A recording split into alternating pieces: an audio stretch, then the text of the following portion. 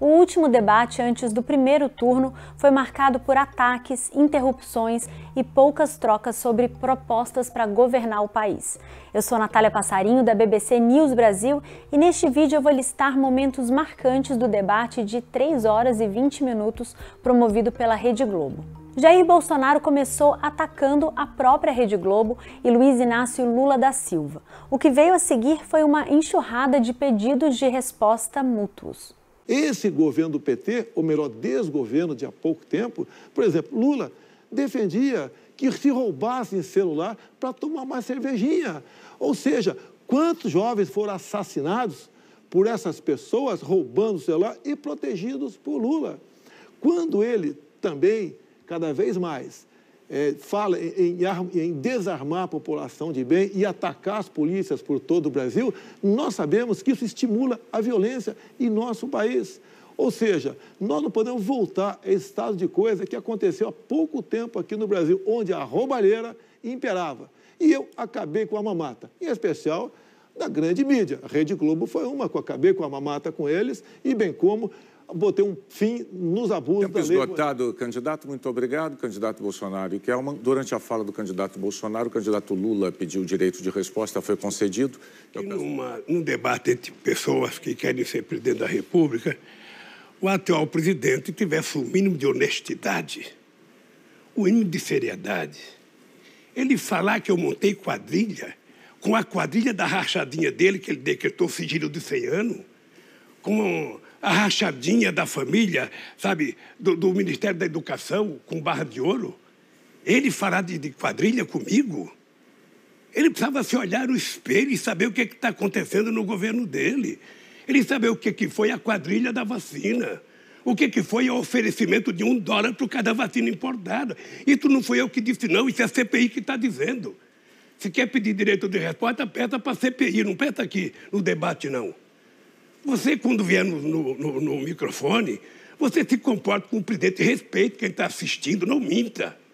Não minta que é feio um presidente da República mentir com semente toda hora, descaradamente. Mentiroso, ex-presidiário, traidor da pátria. Que rachadinha, teus filhos roubando milhões de empresas após a tua chegada ao poder. Que CPI é essa da farsa que você vem defender aqui? O que achou a meu respeito? Nada. Que dinheiro de propina? Não teve propina? Propina teve. O senhor Carlos Gabas, do consórcio do Nordeste, dos governadores amigo teu, que foi descoberto o desvio de 50 milhões de reais e nada foi apurado. O seu governo, através de Carlos Gabas, consórcio do Nordeste, fez muitos nordestinos morrerem por falta de ar, porque foi desviado dinheiro da compra de respiradores.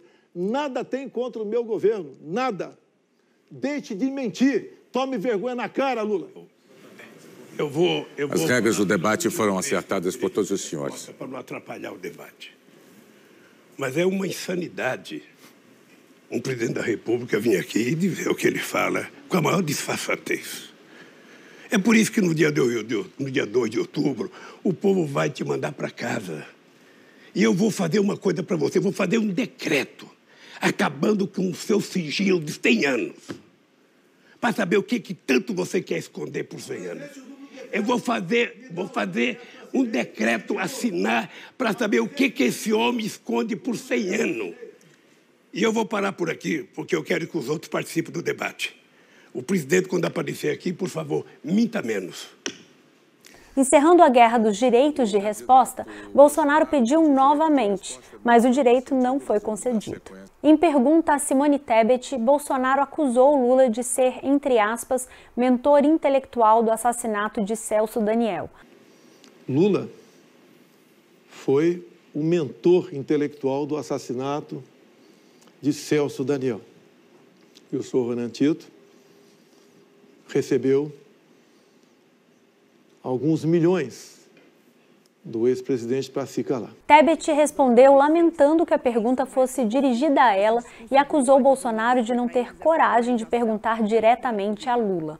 A candidata do MDB disse que era o momento de discutir propostas concretas para problemas atuais, como a fome e a pobreza. O candidato Bolsonaro tinha que fazer essa pergunta para o candidato Lula, que está aqui. Afinal, ele está acusando o candidato Lula e de seu partido de um crime, mas não faz, talvez por covardia, talvez porque não tenha coragem, ou talvez exatamente porque não queira resolver quais são as propostas que ele tem para resolver os problemas graves dos próximos 4 anos do governo. Lula pediu direito de resposta à fala de Bolsonaro, que foi concedido. Mônica, eu estou incomodado de pedir toda hora o direito de resposta, mas é que não é possível conviver com alguém com a cara de pau. Do presidente não é possível. Primeiro, o Celso Daniel era meu amigo.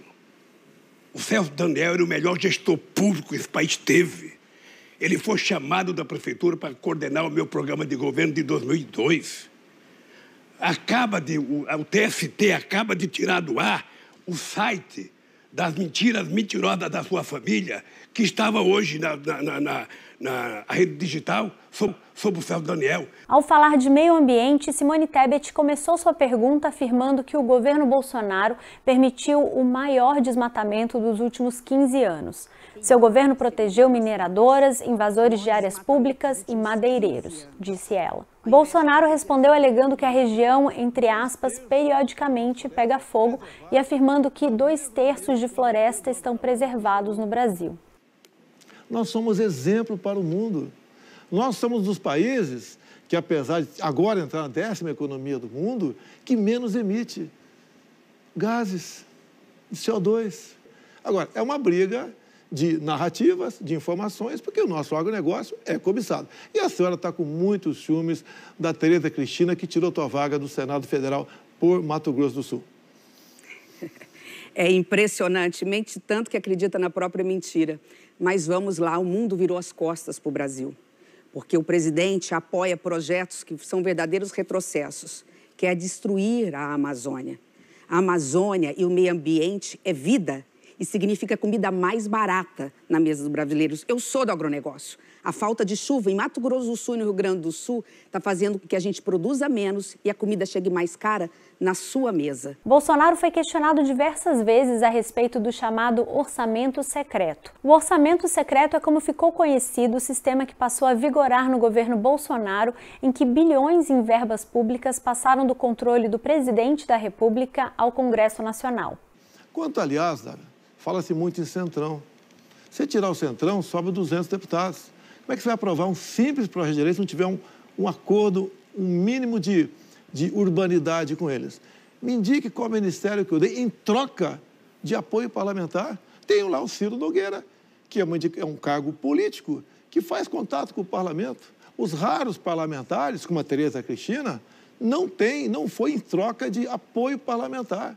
Dávila continuou fazendo críticas à troca de apoio político por verbas parlamentares. Essa utilização de mecanismos perversos como orçamento secreto, mensalão, vem corroendo a credibilidade do parlamento brasileiro, vem desgastando a democracia brasileira.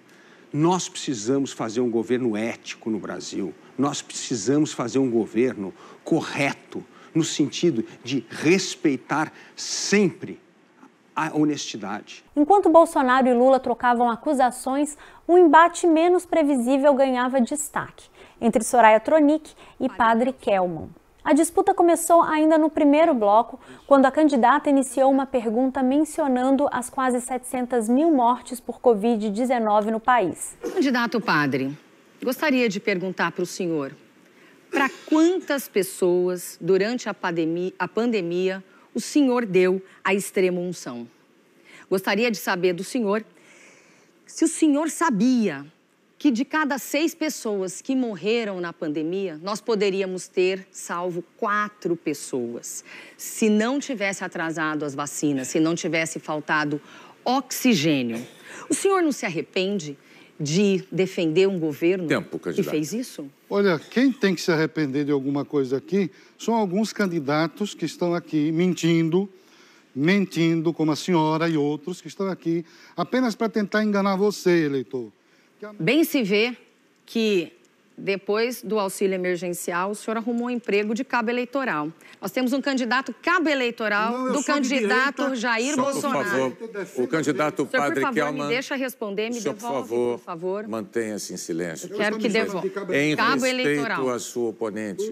Cabo eleitoral do candidato Jair Bolsonaro, que, por sua vez, é Você é cabo de Lula, que é de esquerda. Candidato, o senhor não deve interromper a outra candidata que está falando e o seu tempo será acrescido, candidata Tronic. Desculpe. Eu poderia Mantenha-se, por favor, em começar silêncio, em novamente. respeito. Eu vou pedir só um minuto aos dois. Nós temos milhões de brasileiros assistindo ao debate, esperando que o debate tenha, no mínimo, regras que sejam respeitadas por quem as assinou. Então, eu peço, por favor, ao candidato que se mantenha em silêncio e aguarde que a sua oponente conclua o raciocínio. Pronto. Bem se vê que, depois do auxílio emergencial, o senhor arrumou realmente um novo emprego de cabo eleitoral do candidato Jair Bolsonaro, que, por sua vez, é o cabo eleitoral do candidato Lula. Porque quem está colocando Lula na primeira fila, na liderança, é inegável que é o candidato Jair Bolsonaro. Mas não é isso que eu vim dizer. Eu vim falar o seguinte: nós temos hoje quase 700 mil mortes por Covid. 130 milhões de órfãos. Eu pergunto para o senhor, o que o senhor diria para consolar essas famílias, esses órfãos que estão até agora esperando uma ajuda do governo, que estão até agora sofrendo muitos irmãos separados, porque cada parente tem que ficar com um ou outro. O senhor não tem medo de ir para o inferno, não? Olha, vocês falam tanto de Covid. Só se morre de Covid nesse país? Só se morre de Covid no mundo? São falácias e falácias e falácias. É só o que vocês sabem fazer. Medo de ir para o inferno eu não tenho, porque todos os dias eu morro um pouquinho de mim mesmo para viver o evangelho, coisa que a senhora não sabe o que é. Se a senhora soubesse o que é, a senhora não estava desrespeitando um padre. Mandando o padre para o inferno. No segundo bloco, Soraya e Kelman se enfrentaram novamente. Apesar de o tema sorteado ser combate ao racismo, a candidata aproveitou para dizer que Kelman nunca ministrou uma extrema-unção, porque é, entre aspas, um padre de festa junina. E dizer mais, não deu extrema-unção porque o senhor é um padre de festa junina. Kelman respondeu com sua visão a respeito do racismo, dizendo, entre aspas, que devemos saber enxergar o outro além da cor da pele e que raça só existe a humana. Como em oportunidades anteriores, Ciro Gomes focou sua participação no debate em tentar se colocar como a principal alternativa à polarização, pedindo que fossem debatidas propostas e não ataques pessoais e direcionando críticas tanto a Lula quanto a Bolsonaro. Foi o caso nesta resposta ao candidato Felipe Dávila. O mais grave é que parece que o presidente Lula não quis aprender nada com as amargas lições que tomou. E eu nunca deixei de denunciar as coisas erradas da perseguição processual que ele sofreu. Nunca deixei de negar. Mas não dá para realmente aceitar esse tipo de nonsense de que não aconteceu nada. Veja, são 16 bilhões de reais que devolveram, isso é físico. Percebe? Isso é disparado o maior escândalo de corrupção, desvendado, naturalmente, da história do Brasil. Isso não dá para fazer de conta que não aconteceu, porque senão nós vamos ter que achar uma explicação absolutamente marciana, porque esse paraíso que ele descreve quando vem aqui fazer esses números, resultou na tragédia do Bolsonaro. Mais adiante, perguntando a Bolsonaro, Ciro acusou o presidente de comandar um governo com corrupção generalizada. É que o senhor teve uma oportunidade de ouro de responder a corrupção e a crise econômica e manteve rigorosamente o mesmo modelo econômico e rigorosamente as mesmas práticas corruptas. Outro tema importante surgiu quando Soraya Tronic pediu que Bolsonaro esclarecesse se vai ou não respeitar o resultado da eleição. Gostaria de saber do senhor o que o senhor quer dizer que só vai respeitar as eleições se elas forem limpas. E se o senhor pretende dar um golpe de Estado? Bem, não é esse o tema. Segurança pública. A senhora seria muito dócil comigo, por exemplo, se eu tivesse atendido a senhora em todos os cargos que a senhora pediu para mim, por ofício assinado aqui. O presidente não respondeu diretamente a pergunta e contra-atacou, chamando Soraya de laranja. O embate acabou se focando em vacinas. Quero saber, candidato, se o senhor se vacinou Qual foi a vacina e quantas doses? Vacina anti-Covid. Os brasileiros querem saber. Eu comprei 500 milhões de doses de vacina. Não foi a senhora que comprou. Vacinou-se quem quis. A senhora sabe o que é liberdade? Quem não quiser tomar vacina, que não tome. E afinal, alguém conseguiu virar votos ou convencer indecisos no debate? É uma pergunta sem resposta e ainda teremos pesquisas de opinião até sábado. Um termômetro para medir o impacto do debate no público foi uma pesquisa da Cash sobre a movimentação nas redes sociais, que não reflete intenção de voto, mas dá uma medida interessante. Ciro Gomes teve o maior percentual de menções positivas nas redes sociais, ao lado de Bolsonaro, seguidos por Simone Tebet e Lula. Medir esse impacto nas intenções de voto é fundamental, uma vez que uma possível vitória de Lula no primeiro turno ainda está dentro da chamada margem de erro. Horas antes do debate, por exemplo, foi divulgada a pesquisa mais recente do Instituto Datafolha, mostrando Lula com 50% dos votos válidos e Bolsonaro com 36%. A margem de erro é de 2 pontos percentuais para mais ou para menos. Outras pesquisas divulgadas nesta semana mostram Lula com entre 49% e 52% dos votos válidos e Bolsonaro com entre 35% e 38%. Entre os demais candidatos, Ciro Gomes permanece na terceira colocação, tendo oscilado de 7% para 6% nos votos válidos na última pesquisa Datafolha. Na quarta posição aparece Simone Tebet, que manteve os 5%. Os outros geralmente não passam de 1% nos válidos. Mas o impacto real desse debate e de outros fatores a gente só vai saber ao certo no domingo. A BBC News Brasil vai acompanhar todos os desdobramentos de perto. Acompanhe a nossa cobertura no YouTube, redes sociais e no bbcbrasil.com. Até mais!